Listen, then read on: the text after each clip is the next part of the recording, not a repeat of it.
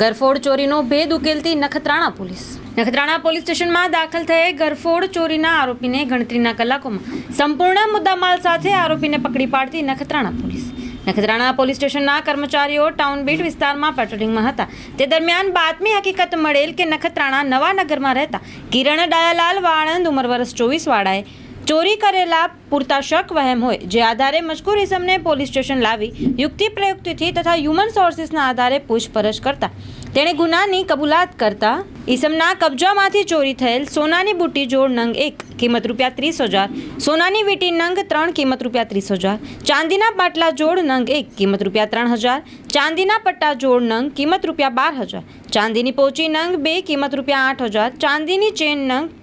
1 કિંમત ₹700, રોકડ ₹12,000 એમ કુલ કિંમત ₹84,900નો મુદ્દામાલ કબજે કરી આરોપી કિરણ ડાયાલાલ વાણંદની અટક કરી ગણતરીના કલાકોમાં ગરફોડ ચોરીનો ભેદ ઉકેલી પ્રશંસનીય કામગીરી કરી.